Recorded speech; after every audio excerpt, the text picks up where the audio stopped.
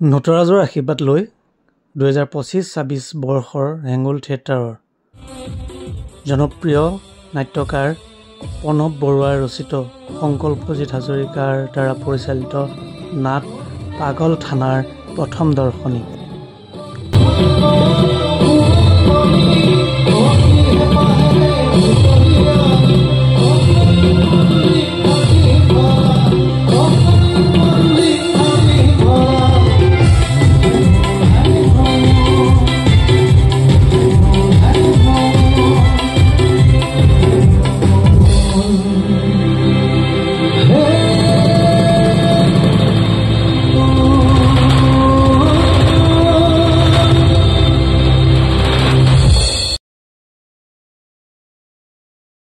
অসমৰ জনপ্ৰিয় সুদৰ্শন নায়ক প্ৰসেনজিৎ বৰা এবাৰ হেঙ্গুলৰ মঞ্চত ৰণদীপ বৰুৱা হৈ আহি আছে।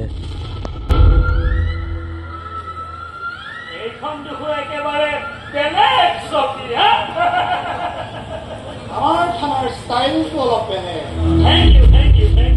আমি অপৰাধীক হাত নুঠাওঁ। থেংক ইউটো বৰ বেছি সোনকালে দিছ নেকি পুনা? আমাৰ থানাৰ মানুহে তোক উঠাই আনিছে তই মাৰক কৰা অত্যাচাৰৰ বাবে। মই নাই কৰা, বদনাম দিছে এই বুঢ়ীয়ে। মাৰক বুঢ়ী বুলি কওঁতেই জানিব পাৰিছো যে তই নাই কৰা।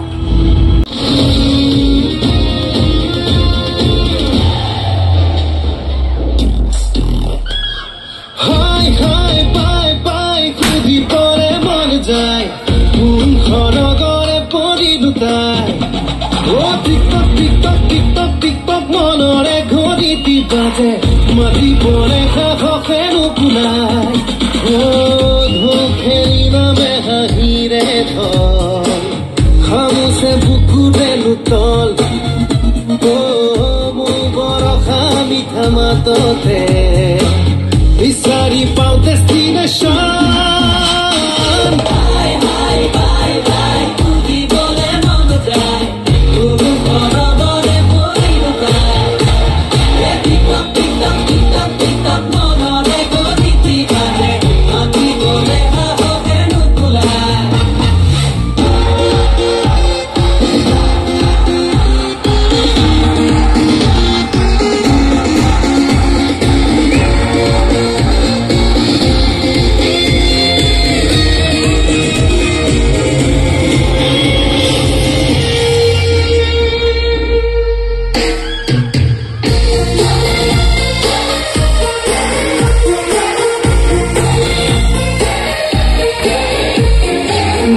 জাপি খোৱাৰো মনৰে কথা শুনাবলৈ জানা মন যায় লাজুকি তোমাৰ চকুৱে এনে ভাষা বুজে নে নাই যদি আকাশতে তৰা নাথাকে যদি সময়েনো মোকো নাৰাখে তোমাৰ পোহৰে পোহৰাব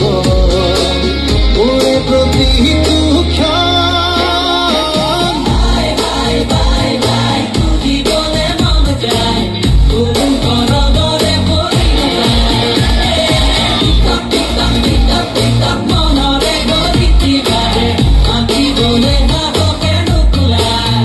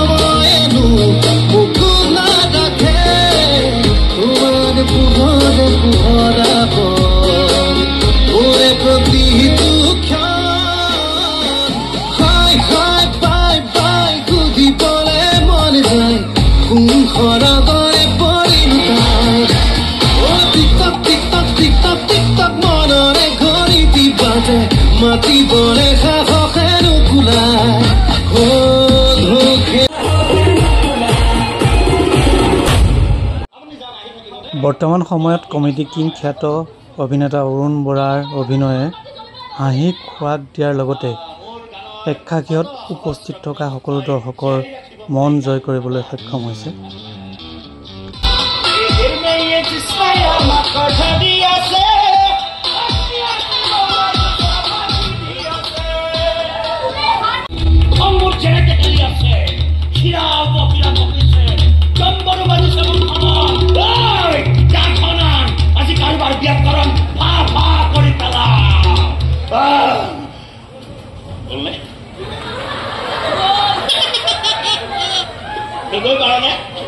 কম ভেৰাইটি ষ্টাইলত কাপ ভাঙিছো আৰু মনতে যিটো ক'ব লগা আছে সেইটো ক'ব কি ব্যাকৰণ মতে আপোনাৰ ছোৱালীকো কম ভাল পায় মই যেনেকে কাপ ভাঙি ভাল পাওঁ ব্যাকৰণ মতে কি আপোনাৰ ছোৱালীকো তেনেকৈয়ে ভাল পায় তাৰ ভাল পোৱা মই ক'ত নামাতে কিয়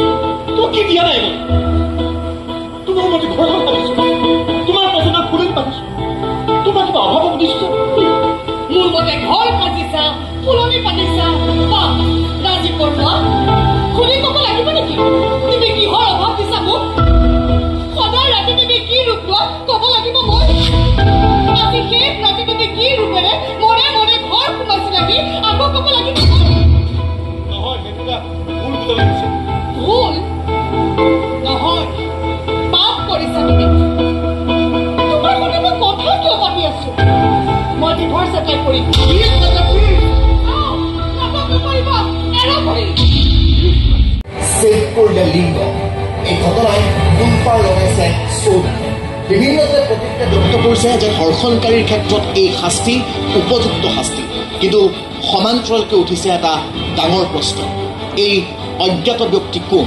এই অজ্ঞাত ব্যক্তিয়ে কিয় কৰিছে এনে কাম?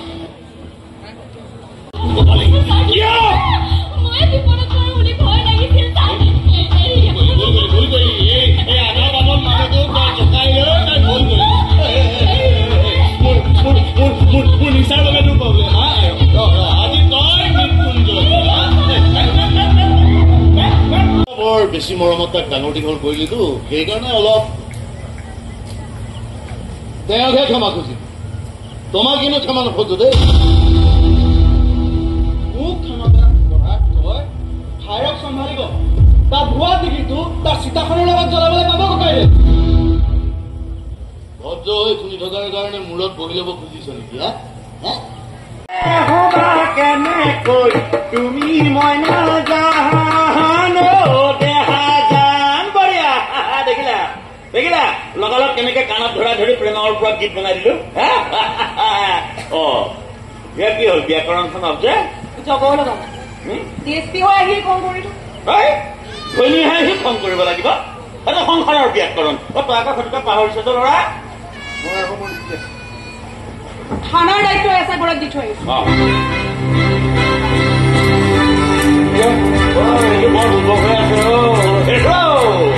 থানাত আছে এছাই পৰা এনজয় কৰ তহঁতে পুৰা। এনেই মূৰটো গৰম হৈ আছে আৰু বেয়া নকৰিবি। বেছিকে গালি পাৰিলে ইয়াত গালি নহয়, ল'ৰাজনে সোধা কাৰণে মই not a single word please, এটা শব্দ উচ্চাৰণ নকৰিবি তই। English okay? তেওঁ আশা এটা লৈ থানাখনলৈ আহিছে, যিখন থানাৰ অচি সেইজন যাৰ লগত ভৱিষ্যতৰ চুকলু মুকলু পিকলু টিকলুৰ ব্যাকৰণখন লিখিবলৈ সাজু হৈ আছে।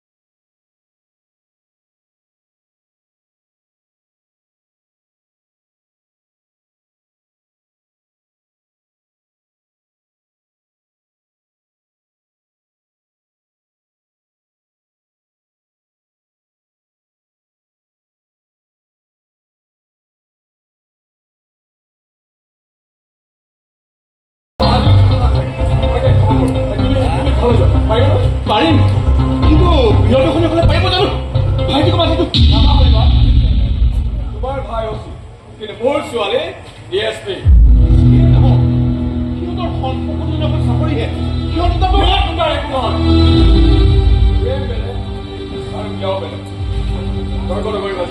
তোমাৰ কথা মই নাজানো নাপাৰিব মই মোৰ ছোৱালী কি আনিলো মোৰ দৰে মানুহ থকা ঘৰৰ ছোৱালী নেকি মই কিনো মই কওঁ প্লিজ জাজে তৰ্ক নকৰিবা আৰু কথা বহলাই নল'বা যাবলৈ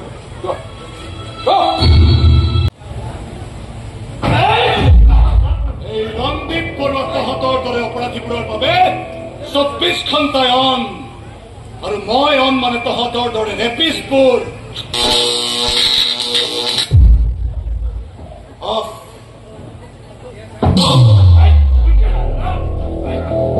আমাৰ ভৱিষ্যত আপুনি সকলোৰে আইডল চাই কলা মানুহ আছো নেকি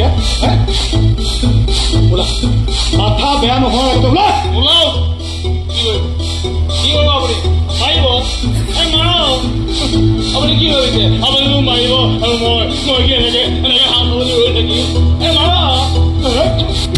ছাত্ৰীক এই অপহৰণ কাণ্ডই সৃষ্টি কৰিছে তীব্ৰ চাঞ্চল্যৰ অপহৰণৰ খবৰ বিয়পি পৰাৰ লগে লগে ৰাইজে দাবী কৰিছে পূৰ্বৰ অপহৰণকাৰীক যি ধৰণৰ শাস্তি বিহা হৈছিল সেই একেই শাস্তি হ'ব লাগে এই অপহৰণকাৰীৰ ক্ষেত্ৰতো ভাল কাম কৰিছে অপহৰণকাৰীক শাস্তি দিব লাগে ইহঁতকো কাটি পেলাওক ইহঁতৰো কাটিব সেইজনে অপহৰণকাৰীক একেই শাস্তি দিয়ক ভয় নকৰিব ৰাইজ তাৰ লগত আছে কাটি পেলাওক ইহঁতৰো কাটি পেলাব সেইজনে ইহঁতৰো কাটিব সেইজনে কাটি পেলাওক কাটি পেলাওক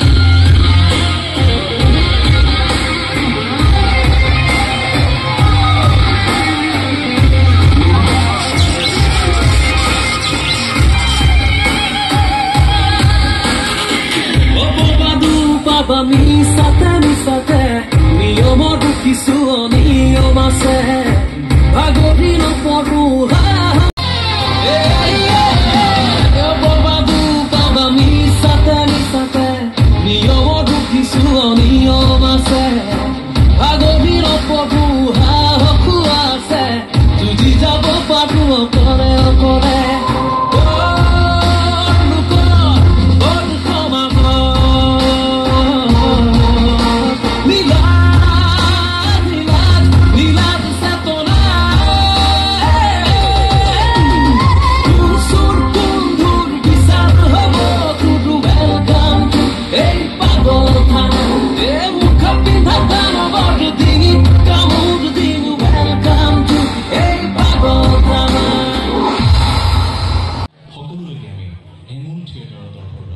পাগল থানাই প্ৰথম দিনাই দৰ্শকৰ বিপুল সমাদৰ লাভ কৰিবলৈ সক্ষম হৈছে। প্ৰথম দিনাৰ দুটা দৰ্শনীতেই হিলদোল ভাঙি দৰ্শক আহিছে। প্ৰথম দৰ্শনী সমাপ্ত হোৱাৰ কিছু সময়ৰ পাছতে আমি দ্বিতীয় দৰ্শনীত আপোনাসকললৈ নিবেদন কৰিম। ইতিমধ্যে আমাৰ প্ৰথম দৰ্শনীত আপোনালোকে উপভোগ কৰি থকা নাট যুৱ নাট্যকাৰ প্ৰণৱ বৰুৱাৰ ৰচনা আৰু সংকল্পজিৎ হাজৰিকাৰ পৰিচালনাৰে পাগল থানা। আমি দ্বিতীয় দৰ্শনীত আপোনালোকলৈ নিবেদন কৰিম পাগল থানা। কাইলৈ সন্ধিয়া 6:30 যোৱাৰ লগে লগে প্ৰথম দৰ্শনী আৰু 9:30 যোৱাৰ লগে লগে দ্বিতীয় দৰ্শনীত আমি আপোনালোকলৈ নিবেদন কৰিম আজি একেখনি নাট যুৱ নাট্যকাৰ প্ৰণৱ বৰুৱাৰ ৰচনা আৰু সংকল্পজিৎ হাজৰিকাৰ পৰিচালনাৰে পাগল থানা।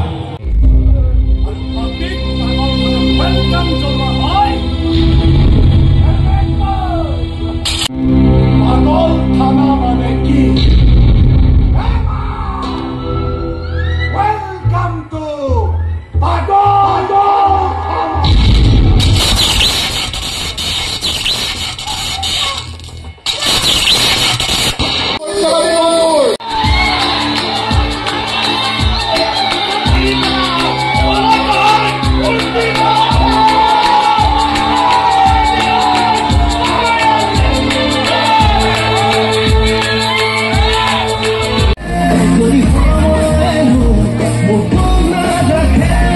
প্ৰণৱ বৰুৱাৰ সুন্দৰ সৃষ্টি পাগল থানা। প্ৰতিজন অভিনেতাই সুন্দৰ অভিনয়, সকলোৱে সমানেই সুযোগ পাইছে অভিনয় কৰিবৰ বাবে। এই চেগতে প্ৰণৱ বৰুৱাক আন্তৰিক ধন্যবাদ আৰু কৃতজ্ঞতা জ্ঞাপন কৰিছোঁ।